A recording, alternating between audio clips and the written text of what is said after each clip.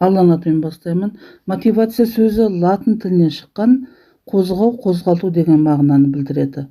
Ал қазақ тілінде мотивация сөзі балама ретінде ынталандыру, серпін әкелу, қозғаушы күш, талпыныс себебі сияқты сөздерменен аударуға болады.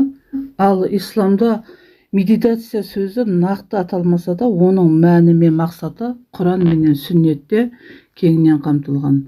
Мысалға, медитация деген исламдағы баламасы зейін қою, тыныштыққа жеткеру, тафаккур, ой жүгірту, тыныс пенен сананы бақылап отыру, зікір ету, Алланы еске алу, ішкі жан дүниеңді түсіну, өзіңді өзің түсіну, өзіңе өзің есеп беру, Құдайменен байланыс орнату, дұға ету, шын ықылас жүрекпенен тілек тілеу, шүкіршілік ету Аллаға, жүректі ашу, тәубеге келу, қалыпты түсіну, осындай кең ауқымда исламда баламасы бар.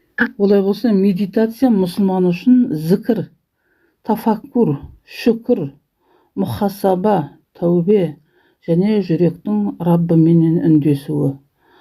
Осы арқылы адам тынышталады, рухани тазарады, Аллаға жақындайды. Демек, исламда медитация сөзі қолданылмаса да, оның мәні мен мазмұнына сай ұғымдар бар.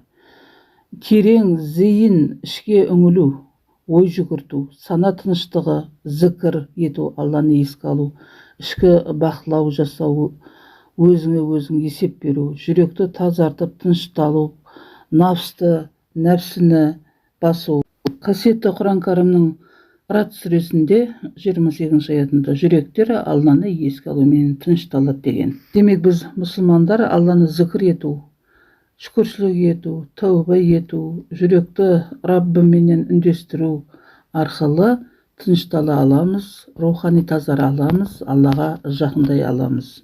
Медитация сөзін, демек, біз қазақи мұсылмандық деңгейде айтқанымызда, бұл жүректі жаратқанға қарату, ішкі әлемді тазартып, ақиқатпен үндесу, көп сөйлемей, көп тыңдап, ішкі әлеміңе үңілу, яғни жүрекке Құдай сөзін енгізу, жүрекпен Құдайды тану. Яғни қасиетті Құранда айтылғандай, Алланы жүрекпенен еске алу арқылы жүректі тыныштандыру.